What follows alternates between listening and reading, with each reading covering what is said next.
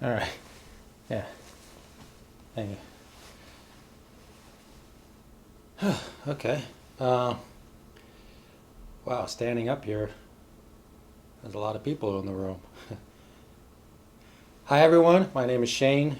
I am a friend of the bride and grooms. And first, I'd like to thank Kevin for inviting me to be a groomsman and the best man. And as you'll see later, the DJ. And as you saw before, the officiate. Uh, Weddings are expensive. So, for this, one of my many obligatory duties, I thought that I would give a little speech running down the do's and don'ts of matrimony. I myself have never been married legally, but the internet is rife with advice. I compiled a few pages. Um, Mostly I took these from the comment section from tmz.com and also from eavesdropping in coffee shops. You can hear a lot when people commiserate. And then the other person validates a lot and gives sort of amateurish therapy advice.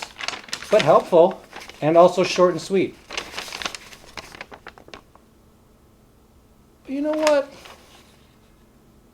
Now that I think about it, I think I might do something different. I think I'd like to be a little more spontaneous. I've been, personally, trying to be a little more spontaneous. So, if I can put this here, I think what I'll do is I'll tell a little anecdote, a small story, a short, cute story about Kevin and Hallie. I've been friends with Kevin since aught 14. That's a while. I knew him when he was going out on dates, and he went out with a date on a girl, and I asked him about it. And I remember that well because it was a weekend. I think it was early summer, maybe late summer, and we had a plan to watch the documentary on Gary Shandling, produced and directed by Judd Apatow. It's a good documentary. It's a little sad, but mostly it's really good. Judge Apatow obviously had a great affection for Gary Shandling. Gary Shandling was like a mentor. And you know, Gary Shandling sounded like a really nice guy to his fellow comedian people. Anyways, before we watched it, we wanted to get something to eat, so we ordered sushi from a place whose name I can't remember, but I remember the location. It was Milwaukee and North, if you're interested. I don't know if it's still there. But anyways, I ordered the crunchy sushi with the like the crispy thing on there. It's really good. Yeah, you know what I'm talking about. All right, I like you. So we ordered it. We drove to pick it up. We had to wait. We waited outside. We went next door where there's a wig shop. We observed the wigs. We made many clever comments. I think if I remember correctly, we also chose which wig would be our favorite that we would wear. And I remember being surprised by Kevin's choice. I don't actually remember which choice it was. It might have been a kind of Beatles cut. I think what happened was I was surprised and then I envisioned him with it and I didn't like it, to be honest. And I think I just kind of blacked it out after that. My own, I think it was like a shoulder length. I think that was it. I reconsidered because there's a lot of movement. Probably gets annoying, you know. But by that time we were past that, so I just let that one ride. We got the sushi. We were driving back. Well, he was driving. It's his car. Two people can't drive at once. And I had the window rolled down, which I remember. Actually, it was a button. Dating myself, eh? Dating myself. Rolling down the window. And I asked him about his date, as a friend ought to. And he said something interesting. So interesting, I need to emphasize it, that the main part of the story is coming out.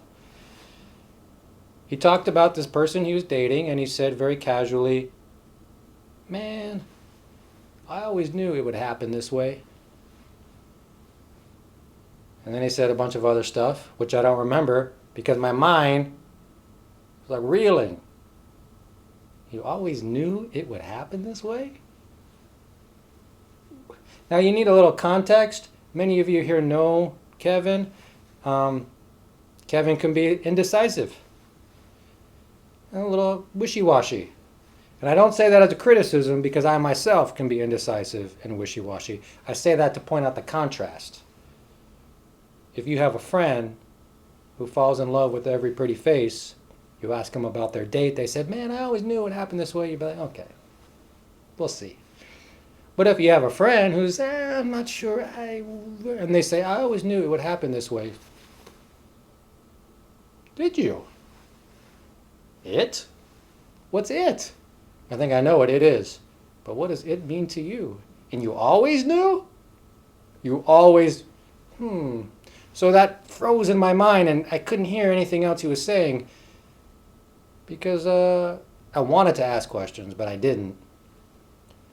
Mostly because, dating can be kind of a little, it has its ups and downs. I don't want to put pressure on the guy. What's up with that it girl, dude? How's that it girl thing doing? You never know.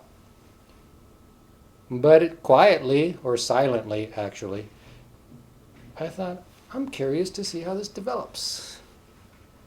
You always knew it happened this way. I'm hoping for the best. I'd like to hear some stories. And apparently, it's developed quite well. So, and then I met Hallie, and I was like, oh, great. I'm not going to see my friend anymore. She's like smart and gorgeous, like statuesque. He's going to be busy.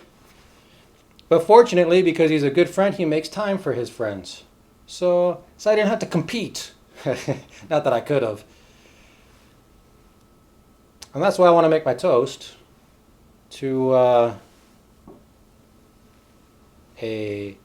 before I make my toast, I just want to say, true story, Hallie. And Kevin, you might not remember it because it was so casual, but it was said. And apparently it bore fruit. So, congratulations. And to all of you, a lifetime of positive and enriching developments. Ching ching. Ching ching.